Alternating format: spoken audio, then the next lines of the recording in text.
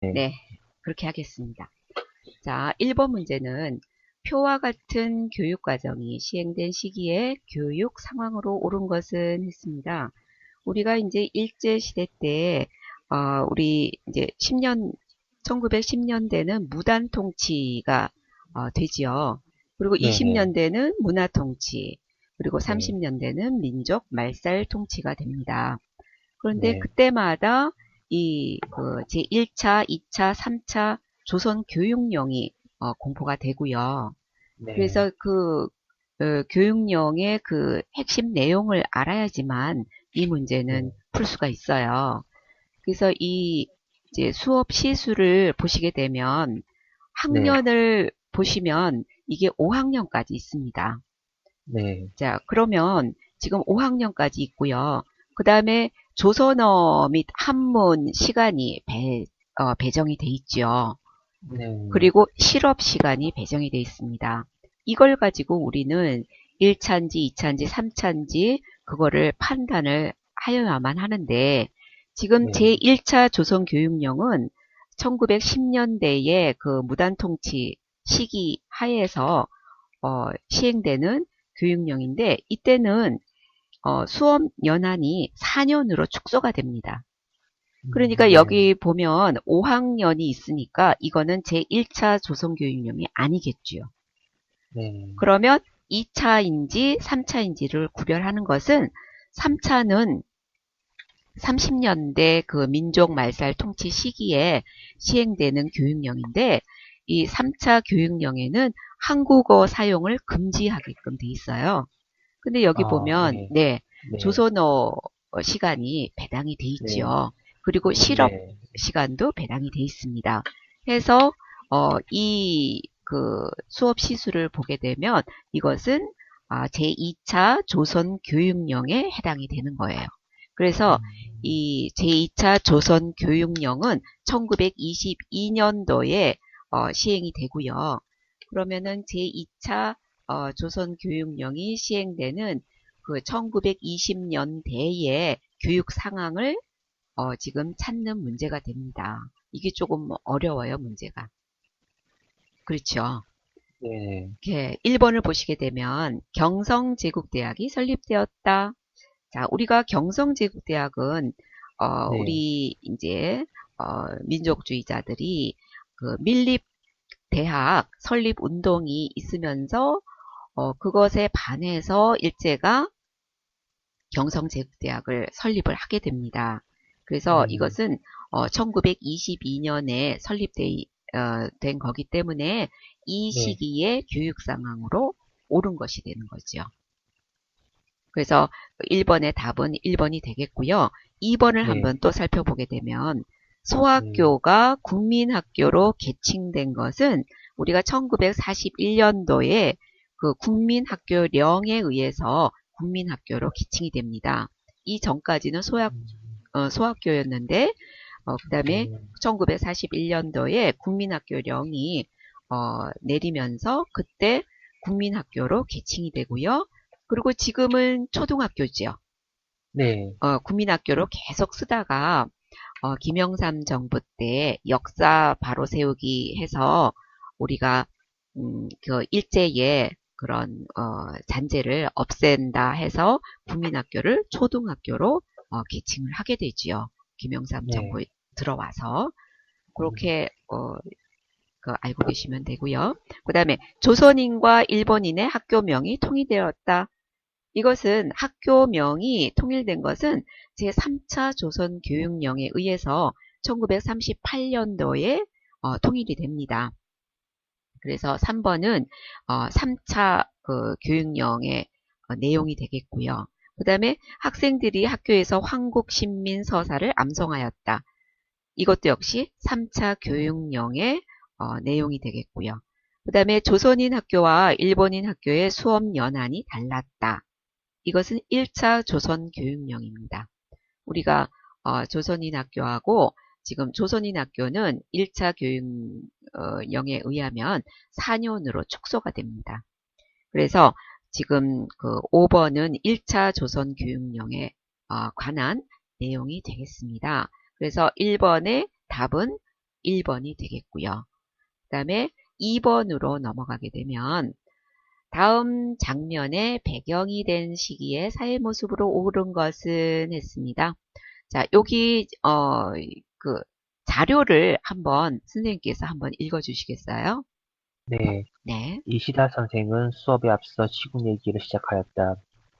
전선에서는 매일매일 천황폐하를 위하여 대일본 제국의 남아들이 죽어가고 있다. 총후에 우리들 마음가짐이 안이하다면 그것은 불충이다. 일본 아이들은 엄숙한 표정으로 감격해 있었지만 조선 아이들은 말똥말똥 더러는 웃음을 참느라 애를 쓰는 것이었다. 낄낄낄. 아주 낮은 웃음소리가 났다. 나레카. 누구냐? 바로 옆에 앉은 옥선자가 웃었던 것이다. 테레고이 나와라. 다마카와 오마에다로. 너지. 예. 모르, 네. 여기서 보게 음, 되면 다마카와는 옥선자의 네. 창시가 네. 되는 거죠. 바뀐 그런. 그러면 이것은 지금 무슨 모습일까요?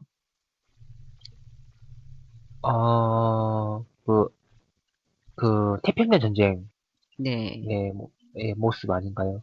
한창 그 태평양 시기 때, 예, 그 이제, 시기 때에 있은 40년, 창시 30년대 후반, 네, 네네. 이것은 30년대 후반에, 예, 네네. 창시개명입니다. 네, 창시개명이 되죠. 그래서 여기서 네, 보면 옥선자의 그런 성을 다마카와로 고치게 하고 우리의 그런 성을 다 네, 일본식으로 바꾸는 창시개명이 일어나는 그 시기는 1930년대 후반에 민족 말살 정책 시기에 일어나는 사회 모습입니다. 그래서 보기에서 이 시기 때 일어나는 사회 모습을 고르는 문제가 되겠는데, 자, 강제저축, 그리고 공출과 배급이 실시되었다. 자, 우리 강제 공출이 네, 실시된 그 시기는 이 시기와 부합되는 거죠. 네, 1938년도에 그런 네, 일이 일어나니까. 그 다음에 사상범 통제를 위해서 보호관찰소가 운영되었다. 이거는 시기가 언제쯤 될까요? 우리가 사상범 네, 보호관찰령이라고 있습니다. 네, 그것도 역시 이 시기에 관찰령이 공포가 되는데 1936년도에 관찰령이 내려지지요. 그래서 이것도 역시 이 시기에 해당하는 모습이고요. 그 다음에 네, 네, 조선인이 다니는 사립학교의 수가 증가하였다. 우리 조선인의 사립학교 수가 증가한 것은 언제일까요? 20년대, 20년대. 20년대는 네, 일제 강점기 때로 알고 계시는 거죠. 네, 네, 일제 그 강점기 문화통치, 때가 예, 문화 통치 이런 것이 아니라 네, 조선인이 다니는 사립학교는 우리가 1900년대 어, 1900년대 후반쯤에 사립학교 수가 굉장히 증가를 합니다. 그래서 일제가 강점을 하면서 바로 사립학교를 굉장히 없애고 이런 사립학교령이 공포가 되는 거죠. 그래서 조선인이 다니는 사립학교 수가 굉장히 증가한 때는 1900년대 후반이 되겠습니다. 그리고 집회 취체에 관한 건이 공포되어 정치 집회가 금지되었다. 이것은 정치 집회가 금지되었다. 이것은 언제일까요? 뭐, 10년대? 그렇죠. 이거는 네, 일제가 우리가 국권 피탈이 되면서 바로 정치 집회를 금지를 시킵니다. 그래서 이거는 1910년대, 1910년이 되겠고요. 그래서 여기서 보면 민족 말살 정치 시기에 일어나는 사회 모습으로는 기억과 니은이 되겠네요. 그래서 답은 1번이 되겠습니다. 자, 두 개가 넘어갔네. 네, 3번. 3번. 다음 정책이 시행된 결과 나타난 사실로 옳은 것은 한번 제1조서부터 한번 읽어주실까요? 네.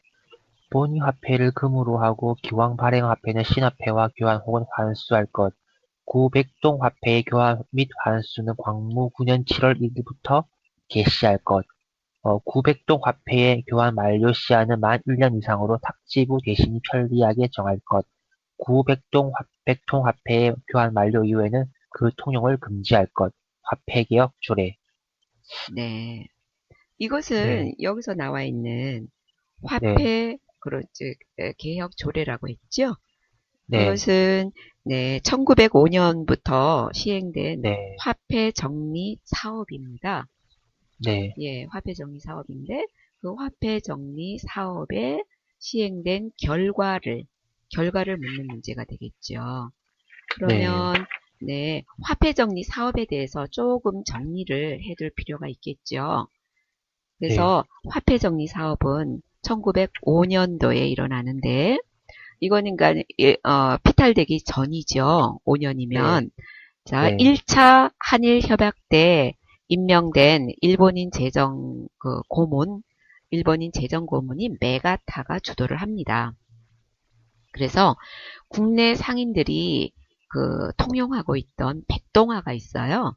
그 백동화를 일본 제일은행 신화폐로 교환해주는 사업입니다. 그런데 조선인들의 그 백동화를 갑을, 병 이렇게 나누어서 을이나 병으로 판정을 해줘요. 그 일제가. 그래서 조선인들은 그 교환을 거부를 하게 되지요. 그리고 일본인들은 미리 그 질 좋은 화폐를 보유를 하고 있었습니다. 그 백동화를. 그러니까 신화폐로 제일은행권으로 교환을 할 때 굉장히 유리하겠죠. 그래서 화폐의 질에 따라서 세 종류로 교환을 하는데 갑종은 이전 오픈으로 그냥 그대로 교환이 되는 거고요. 그리고 이제 조선인들이 갖고 있던 그 을종하고 병종을 보게 되면 을종은 일전으로 교환이 되고요. 그리고 병종은 교환 불가를 해줍니다. 그렇게 되면 우리 그 조선인들의 그런 화폐는 굉장히 없어지는 거죠. 그래서 이 결과 이제 그 일제는 그 화폐 정리하고 그 어떤 그 시설 개선의 명목으로 차관을 제공을 합니다. 그러니까는 강제적으로 차관을 우리가 안게 되는 거죠. 그래서 여기에서의 그 화폐 정리 사업의 결과를 보게 되면 우리 그 국내 상공업자들의 화폐 자산이 굉장히 줄어들게 됨으로써 국내 상공업자는 파산을 하게 됩니다. 그리고 일본으로부터 그 차관 도입이 증가가 되고요.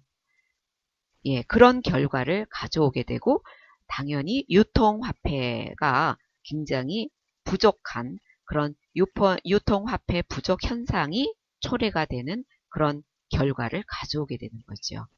그래서 문제를 풀어보게 되면 이 그 화폐 정리 사업의 결과를 찾는 문제가 되겠는데 1번부터 보게 되면 동양척식 주식회사가 설립되었다. 이거는 아니겠죠. 동양적식 네, 주식회사는 우리가 일제가 그 우리의 그 조선의 토지 그리고 자원 수탈을 목적으로 설립하게 되는 것이기 때문에 이 화폐 그 정리 사업하고는 관련이 없습니다. 그 다음에 2번 유통화폐의 부족 현상이 초래되었다. 네, 이것이 맞는 답입니다. 그래서 이것은 화폐 정리 사업의 결과로 우리의 유통화폐에 굉장히 부족 현상이 초래되었다. 그리고 3번 일본으로부터 차관 도입이 감소하였다. 아니지요. 반대로 네, 차관 도입이 증가하게 되고요. 그 다음에 조선은행이 국고 출납 업무를 맡게 되었다. 조선은행이 맡게 되는 게 아니라 조선은행은 1900년에 폐점이 되지요. 그래서 네, 이것은 화폐 정리 사업이라는 것은 일제가 그 제1은행권으로 바꿔주는 것이기 때문에 조선은행하고는 관련이 없는 거가 됩니다. 그 다음에 5번 국내 상공업자들의 화폐 자산이 증가하였다? 아니죠. 반대로 네. 예, 화폐 자산이 없기 때문에 파산을 하게 됩니다. 예, 정리가 되었습니까? 자, 4번.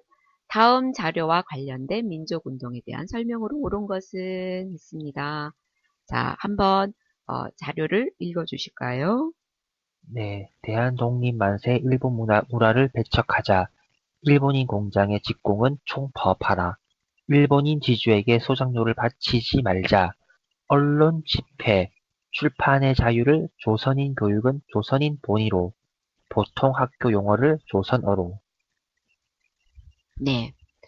네, 이것은 보니까 도나문은 창덕궁 그 문이죠. 정문이죠. 도나문을 네, 떠나는 순종의 인산행렬했습니다.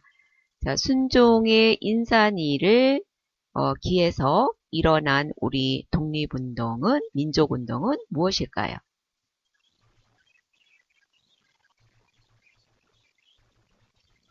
어, 4번. 일제가 문화 통치로 전환하는 배경이 되었다. 어, 아닌가? 이 우리가 일제가 네, 문화 통치로 전환하는 배경, 문화 통치는 1920년대에서부터 그 문화 통치 시기로 들어가는데요. 그러면 네, 문화 통치로 전환하는 배경은 1919년 3.1운동이 되죠. 네, 예, 3.1운동은 순종의 인산이 아니라 고종의 인산을 계기로 해서 일어나는 운동이지요. 이거는 순종입니다. 순종의 인사는 순종은 언제 그 사망을 하게 되냐면 1926년도에 사망을 합니다. 1926년 순종. 네, 네. 네, 그러니까 그 순종의 인산일에 맞추어서 일어난 민족운동은 60만세 운동이 되지요. 60만세 운동. 그래서 음, 60만세 운동에 대한 설명을 찾는 문제가 됩니다. 1번부터 한번 살펴보게 되면요. 네, 원산 총파업의 영향을 받아서 전개되었다. 우리가 이 60만세 운동은 1926년에 일어나고요. 그리고 네, 원산 총파업은 언제 일어나게 되냐면 1929년도에 일어납니다. 그러니까 시기적으로 연관이 없겠죠. 그리고 민족유일당 운동의 계기를 마련하였다. 이것이 맞는 내용입니다. 자, 민족유일당 운동은 역시 1926년도에 일어나기 때문에 이것과 그, 60만세 운동, 그 운동이 일어남으로 해서 우리가 민족유일당 운동의 계기를 마련하는 그런 민족운동이 됩니다. 그리고 3번 민족 자결주의와 외교 독립론. 자, 우리 민족 자결주의와 외교 독립론을 제기하였다. 이것은 무슨 민족 운동에 영향을 미칠까요? 민족 자결주의? 윌슨의 3일, 민족 그렇죠. 3.1 아, 운동이죠. 3.1 운동. 네, 네. 3.1 운동. 그리고 일제가 문화 통치로 전환하는 배경이 된 것도 3.1 3일 운동이지요. 운동. 네. 그리고 신간회의 후원 속에서 전국적 운동으로 확산된 것은 이것이 60만세 운동이 아니라 이것은 광주 학생 항일 운동입니다. 우리가 광주 학생 항일 운동은 1929년도에 일어나죠. 1929년도. 그래서 이 1929년도에 광주 학생 항일 운동이 일어나서 신간회가 그, 진상주 조사를 하게 됩니다. 그래서 신간회의 후원 속에서 이 광주 학생 항일 운동은 전국적으로 퍼지게 되죠. 그래서 우리 민족운동, 대표적인 민족운동이 1919년에 일어난 3.1운동, 그 다음에 26년도에 일어난 60만세 운동, 29년도에 일어난 광주 학생 항일운동은 정리를 조금 해두실 필요가 있습니다. 자, 그러면 5번으로 넘어갈까요? 네, 네, 5번. 밑줄군 이 단체의 활동으로 옳은 것은 했는데 한번 자료를 한번 읽어주실까요? 네. 이 단체는 민족 교육을 고양하고 식산을 증진해 부강령을 이루어 장차 독립의 기초를 세우기 위하여 장지연, 윤효정 등 20여 명이 서울에서 조직한 것이다. 식산흥업의 필요성, 일제의 황무지 개척 요구의 의도, 토지 개량의 필요성, 종자 개량 등에 대한 구체적 연구를 거친 후 월보를 통해 계몽운동을 전개하였다. 국채보상운동 때 적극적인 참여를 결의하기도 하였다. 네. 네, 우리가 민족운동 활동을 한 단체들의 그 특징들을 연관시키는 그런 문제가 되겠는데요. 자, 여기서 보면은 이거는 대한자강회죠. 네, 대한자강회보가 있으니까 대한자강회인데, 그럼 대한자강회는 어떤 활동을 하였는가? 그것을 묻는 문제가 되죠. 여기에서 지금 국제보상운동을 적극적인 참여를 결의하기도 하였다 했습니다. 이것도 역시 대한자강회의 그런 활동이 되겠고요.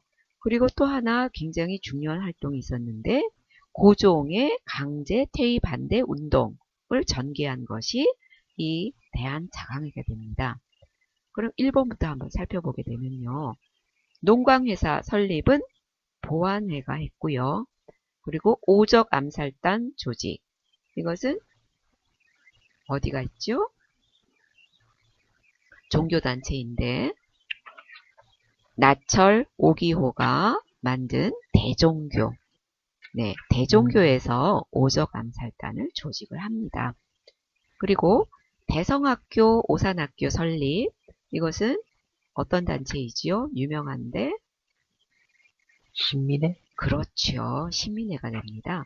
음, 그리고 해외 독립운동 기지건설 추진. 이것도 역시 신민회지요. 신민의 네, 3번과 4번은 신민회의 활동에 대한 내용이 되겠고요.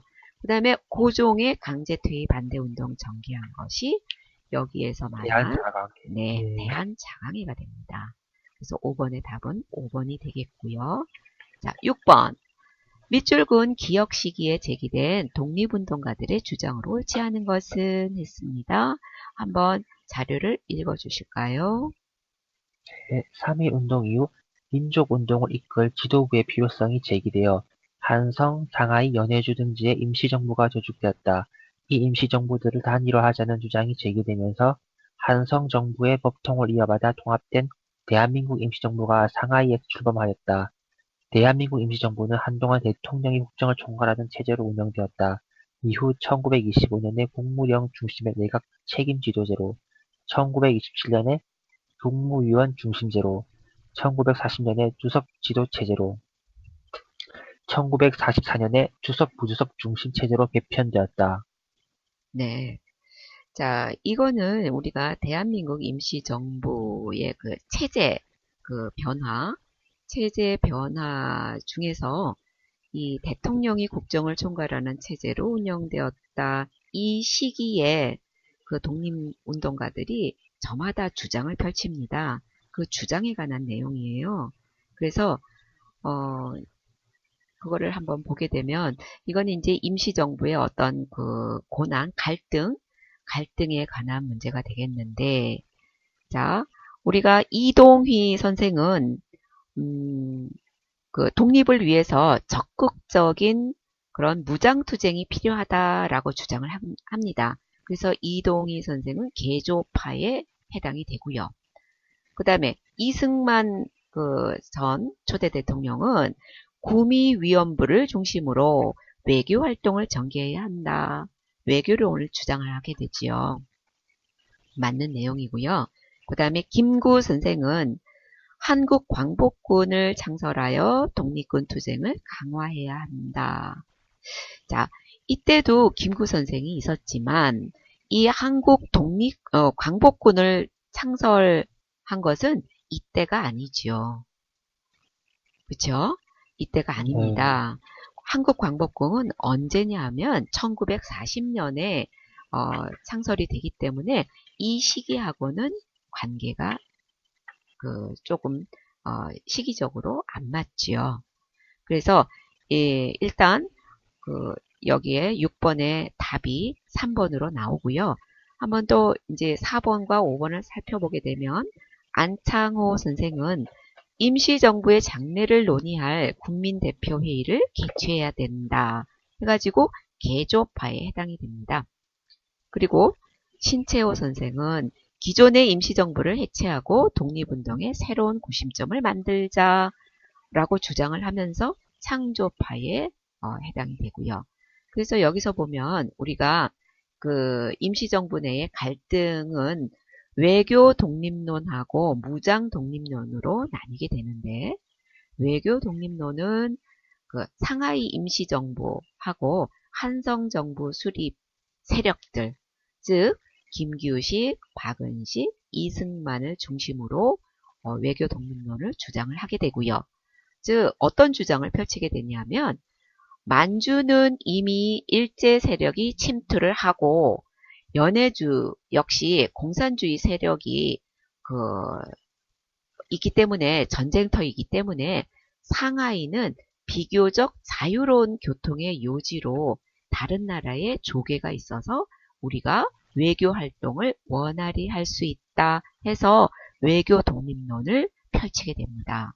그리고 반대로 상대적으로 무장 독립론을 주장하는 그런 세력들이 있었어요.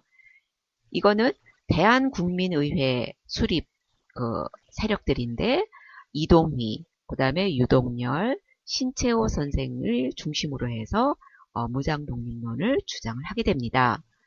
어떤 주장을 하게 되냐면, 만주와 연해주는 우리 동포가 많이 살고 있어서 주요한 독립운동의 근거지임을 강조를 하면서 무장 독립론을 펼치게 되는 거죠.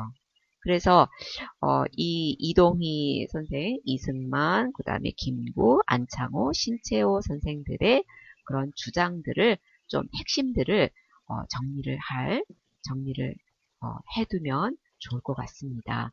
제가 드린 그 교재에 이 5분의 주장이 나와 있으니까 그거를 한번 정리를 한번 해두시면 많이 도움이 될 것 같습니다.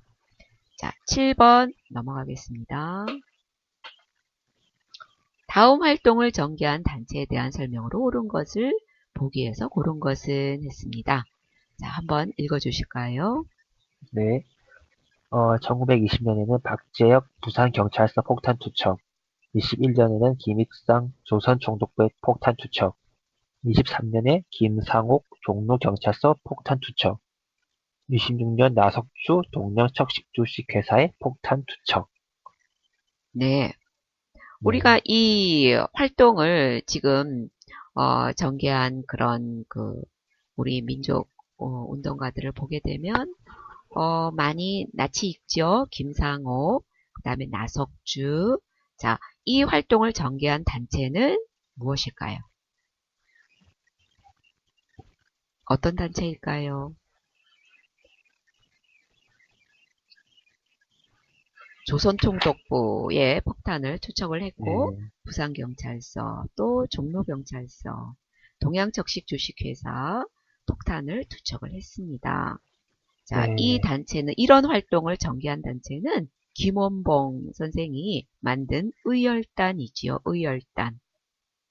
예, 우리가 대표적으로 이런 그 독립운동 단체, 무장 독립 운동 단체인 의열단하고 이제 나중에 한인애국단, 이것은 비교를 하면서 정리를 해 두실 필요가 있습니다.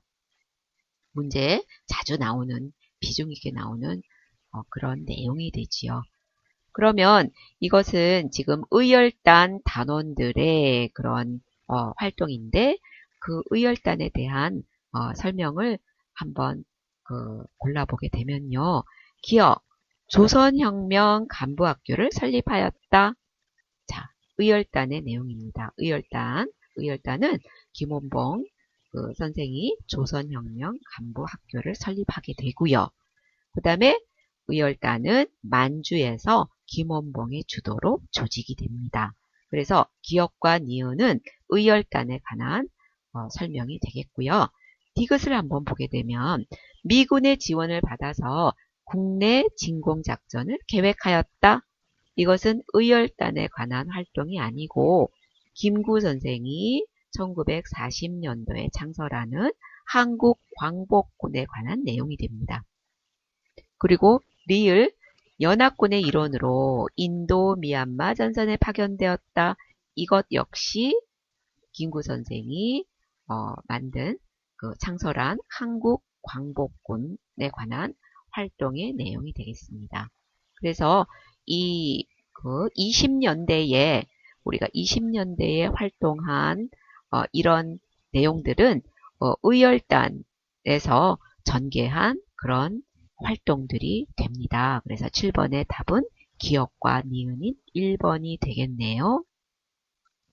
자, 8번. 다음 노래 가사에 나타난 민족운동에 대한 설명으로 옳은 것을 보기에서 고른 것은 있습니다. 자, 한번 읽어보실까요? 네. 조선의 동무들아 이천만이나 두 발 벗고 두 팔 걷고 나오너라. 우리 것 우리 힘 우리 제조로 우리가 만들어서 우리가 쓰자. 우리가 만들어서 우리가 쓰자. 네.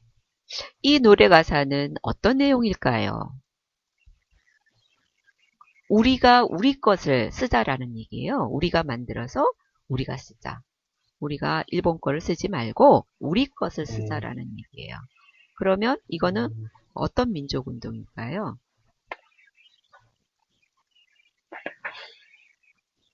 물산 음, 장려운동. 네. 그쵸? 네. 네네. 물산 장려운동입니다. 자, 그러면 물산 장려운동에 관한 바른 설명을 고르는 문제가 되겠는데, 자, 보기를 한번 살펴보게 되면, 기억, 사회주의 세력의 참여로 활성화되었다 했습니다. 우리가 사회주의 세력은 1920년대에 나타나게 되는데, 이 사회주의 세력은 물산 장려운동에 굉장히 비판적이었어요. 그래서 기억은 옳은 내용이 아니지요. 그 다음에 물산 장려운동은 평양에서부터 시작이 되어서 전국적으로 확산이 됩니다. 그래서 니은은 맞는 내용이 되겠고요. 그 다음에 디귿, 제국신문, 대한매일신보 등의 적극적인 지원을 받았다 했습니다. 이것은 물산 장려 운동이 아니라 우리 대한매일신보 등의 언론계에서 적극적인 지원을 받은 운동이 있는데 그 운동은 국채보상운동이 되지요. 국채보상운동이고 이 물산 장려 운동은 20년대에 일어나기 때문에 이 언론사의 적극적인 지원을 받은 그런 운동이 아닙니다. 그래서 디귿은 틀린 내용이 되겠고요. 리을, 일본과 조선 사이의 관세 철폐 움직임에 대응하여 시작되었다. 이것이 맞는 내용이죠. 네. 일본하고 조선 사이에 관세 철폐, 지금 일본이 관세를 철폐하자라는 움직임에 맞서서 우리가 일어나는 민족운동이 바로 물산장려운동입니다. 그래서 이 물산장려운동에 맞는 내용은 니은과 리을이 되겠네요. 4번이지요. 자, 9번 넘어가겠습니다. 네. 자, 다음 역사신문에 실린 단체에 대한 설명으로 옳은 것은 자, 한번 읽어주실까요? 네. 이 단체는 경상도 일대에서 박상진, 최기중 등을 중심으로 조직되어 전국적으로 확대되었으며 만주에도 지부를 두었다. 이들은 일제와의 군사 대결을 통하여 나라를 되찾는다는 계획 아래 군자금을 모집하고 무기를 구입하여 독립군을 양성하려 하였다. 이에 일제의 재산을 빼앗고 부호들에게 의연금을 거뒀으며 협조하지 않는 친일 부호를 처단하는 등 민족적 각성을 불러일으키기도 하였다. 네. 이거는 어떤 단체인지, 좀 아실까요? 박상진 선생이 만든 단체인데, 박상진 음, 선생 그러면 대한광복회가 됩니다. 대한광복회. 그래서 대한광복회가 굉장히 중요한, 요새 들어서 이 대한광복회가 음, 좀 중점적으로 이렇게 문제의 출제가 자주 돼요. 그것은 왜 그러냐면 대한광복회에 지향하는 그런 지향점이 공화정책 국가 건설을 지향합니다. 이 대한강복회는. 그렇기 때문에 요새 들어서 근래 들어서 이 문제가 이 대한강복회에 대한 그런 문제가 자주 출제가 됩니다. 그래서 대한강복회에 대한 것은 한번 정리를 해 두실 필요가 있습니다. 그래서 여기서 다 나왔어요. 그 경상도 일대에서 박상진, 최기중 등이 중심으로 조직되어서 전국적으로 확대되었고 만주에도 지부를 두었죠. 그리고 이제 그 일제와의 군사대결을 통해서 나라를 되찾는다는 계획 아래 군자금을 모집하고 무기를 구입하여 독립군을 양성하려 하였다. 이에 일제의 재산을 빼앗고 부호들에게 의연금을 거뒀습니다. 그리고 협조하지 않는 친일 부호를 처단하는 그런 민족적 각성을 불러일으키기도 하였다 했습니다. 그래서 1번을 보시게 되면 바로 답이 나왔네요. 이 대한강복회는 공화정체의 국가 건설을 지향하였다. 이것이 맞는 내용이고요. 그 다음에 조선혁명 선언을 행동 지침으로 삼은 그런 단체가 있습니다. 이것은 아시겠죠? 이 내용은 조선혁명 선언을 행동 지침으로 삼은 그런 민족단체는 지난번 그 7번인가 8번 문제에서 나온 김원봉이 의열단? 그렇죠. 네. 의열단이 됩니다. 의열단. 그래서 김원봉이 그 신채호 선생에게 그 행동 지침을 좀 써달라고 요구를 해서 그 신채호 선생이 조선혁명 선언을 써주게 되지요. 그래서 조선혁명 선언을 행동 지침으로 삼은 것은 의열단에 관한 내용이 되겠고요.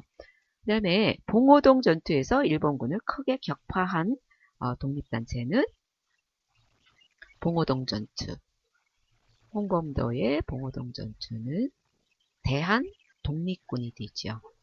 대한독립군. 그 다음에 네. 국권 반환 요구서를 조선 총독부에 제출하였다. 국권 반환 요구서. 네, 이것은 독립의군부입니다. 독립의군부. 자, 독립의군부는 고종의 비밀 지령으로 또한 의병들을 모아서 조직한 것이 역시 독립의군부입니다. 그래서 4번과 5번은 독립의군부에 관한 내용이고요. 그 다음에 봉오동 전투, 그러면 대한독립군. 그리고 그러면 청산리 전투는 김자진. 북로군정. 그렇죠. 김자진 장군의 북로군정서. 그 다음에 그 조선혁명선언은 의열단. 의열단. 그렇죠. 공화정체는 대한광복회. 이렇게 연결을 잘 해두시면 됩니다. 자, 10번.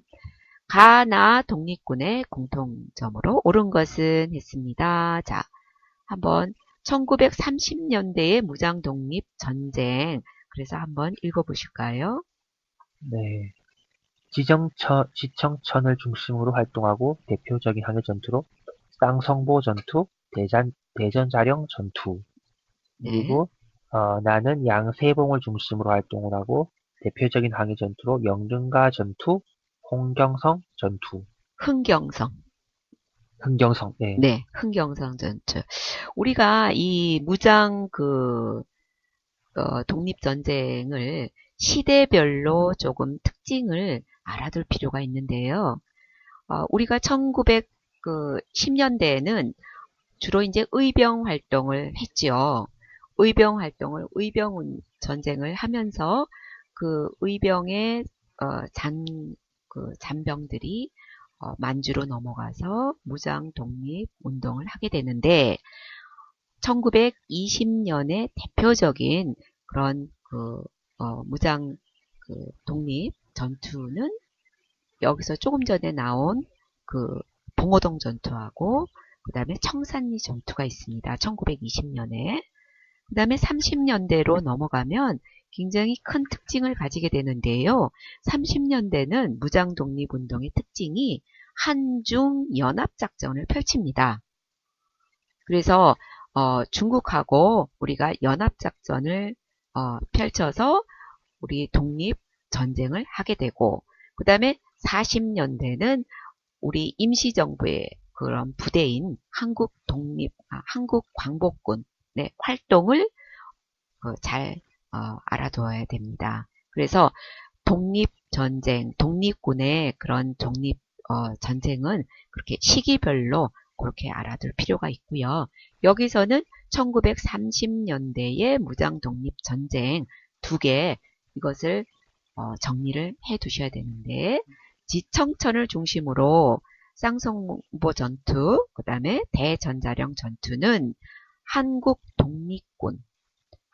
독립군입니다. 이 지청천의 한국 독립군. 그 다음에 양세봉을 중심으로 한 독립군은 조선혁명군이 됩니다. 양세봉은 조선혁명군. 그래서 가나 독립군의 공통점으로 옳은 것은 있습니다.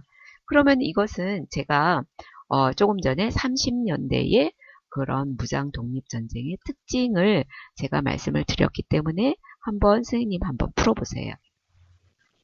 몇 번이 맞을까요? 5번. 5번이죠. 그렇죠. 한중 연합작전을 전개하였다. 이것을 묻는 문제예요. 이것은 그 출제 의도가 1930년대의 무장독립 전쟁의 특징을 아는가, 그것을 묻는 문제가 됩니다. 그래서 30년대는 만주 지역에서 우리가 한중 연합작전으로 무장 독립전쟁이 전개가 되었다라는 것이 맞는 질문이 됩니다.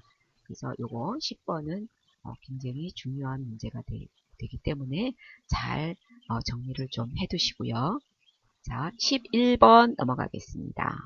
자, 기억에서 미음에 대한 설명으로 옳지 않은 것은, 자, 여기 사진에 나와 있는 분이 이상설 선생이시죠. 그 이상설 선생의 연보를 한번 읽어주실까요? 네. 1870년 충북 진천 출생. 1906년 북간도 용정의 학교 설립. 1907년 헤이그에서 열린 회의에 파견. 1909년 이승희 등과 일산부의 기지 건설. 1911년 블라디보스토크에서 한 단체 조직. 1914년 이동영 등과 함께 정부 수립. 1917년 니콜리스크에서 선거. 네, 굉장히 훌륭하신 분이죠. 굉장히 많은 일들을 하셨고요. 자, 그러면 옳지 않은 것을 한번 골라보는 문제가 되겠는데, 1906년에 북간도 용정에서 학교를 설립합니다. 학교를 설립하게 되는데, 이 학교는 북간도 용정이면 학교가 명동학교가 아니고요. 학교는 서전서숙입니다. 명동학교는 어디에서 설립이 되냐면, 명동학교는 김야견 선생이 설립을 하게 되죠. 이상설 선생은 서전서숙을 북간도 용정에다가 설립을 하게 됩니다. 그리고 명동학교는 명동촌에 설립이 되지요. 그래서 1번이 벌써 옳지 않은 것이기 때문에 답이 나왔고요. 그 다음에 1907년에 헤이그에서 열린 헤이그 만국 평화회의에 고종의 밀명으로 파견이 되지요. 그래서 이것은 2번의 내용은 맞는 내용이고요. 그 다음에 3번 기지건설 이승희 등과 밀산부의 독립운동 기지인 한흥동을 건설을 하게 됩니다. 이것도 역시 맞는 내용이 되겠네요. 그 다음에 11년에 블라디보스톡 연해주지요. 이 연해주에다가 한인단체 조직을 하는데, 그것은 권업회입니다. 신안촌에다가 권업회를 조직을 하게 되지요. 이것도 역시 4번도 맞는 내용이 되겠고요. 그 다음에 5번 14년에 이동영 선생과 함께 연해주 지역에다가 우리 대한광복군 정부를 세웁니다. 이것도 역시 맞는 내용이 되겠고요. 그리고 17년에 안타깝게 니콜리스크에서 서거를 하게 되지요. 그래서 이상설 선생의 연보를 한번 쭉 살펴보았습니다. 그래서 11번의 답은 1번이 되겠고요. 그 다음에 12번. 12번 가 단체에 대한 설명으로 옳은 것은 있습니다. 역시 그 신흥무관학교 한번 읽어주실까요? 네. 1907년에 결성된 국내 최대 규모의 항일 비밀 조직인 가는 일제강제 병합을 앞두고 국외 독립군 기지 건설에 나섰다. 1911년 치밀한 준비 끝에 중국인들의 경계와 일제 감시 속에 서간도 삼원보의 허름한 옥수수 창고에서 신흥무관학교의 전신인 신흥강습소가 문을 열었다. 네. 자, 그러면 이 단체는 1907년에 결성된 국내 최대 규모의 항일 비밀 조직이죠. 뭘까요?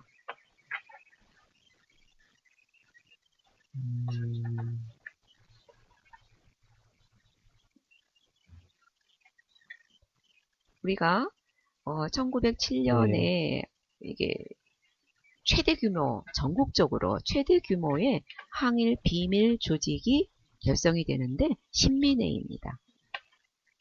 신민회, 신민회에 예. 대한 내용이에요. 그 신민회는 일제 강제 병합을 앞두고, 그러니까 1907년이니까 강제 병합 전이지요. 네. 국외에 독립군 기지 건설에 벌써 나서기 시작을 하고요. 11년에 되면 치밀한 준비 끝에 중국인들의 경계와 일제 감시 속에 서간도, 북간도가 아니고 좀 압록강 그 중류 그 지역이 됩니다. 그 서간도 삼원보의 한 허름한 옥수수 창고에서 신흥무관학교의 전신인 신흥강습소가 문을 열게 되지요. 그래서 이 단체는 그 유명한 신민회에 대한 내용을 찾는 문제가 되겠습니다. 자, 1번부터 한번 살펴보게 되면요. 신민회는 일본의 황무지 개강권 요구를 저지하였다. 맞을까요? 이거는 보안회. 그렇죠. 네. 예, 보안회가 됐죠. 황무지 네. 개강권 요구 저지한 것은 1904년에 보안회입니다. 그리고 고종의 강제 퇴위 반대 운동을 주도한 것은 아까 문제가 나왔었지요. 1번 문제인가? 대한사강회. 그렇죠. 네. 네네. 대한자강회가 되고요. 그 다음에 네. 대성학교를 세우는 등 교육활동을 전개하였다. 신민회. 예, 이것이 바로 신민회입니다. 대성학교, 그 다음에 그래서 만민공동회를 열어서 열강의 이권 침탈을 저지하였다. 독립협회. 그렇죠. 이것은 시대가 네. 조금 앞서지요. 만민공동회를 네. 열어서 열강의 이권 침탈. 아간파천 때에 우리가 그 고종이 러시아 공사관으로 들어감으로 해서 이때 많은 그런 이권 침탈이 되지요. 그래서 독립협회가 만민공동회를 열어서 그것을 저지하게 됩니다. 그 다음에 복벽주의에 기반을 둔 독립국가 수립을 지향하였다. 이것은 어떤 단체일까요?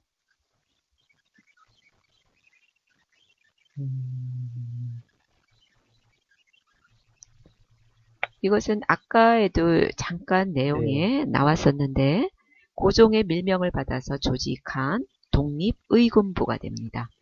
독립의군부. 네.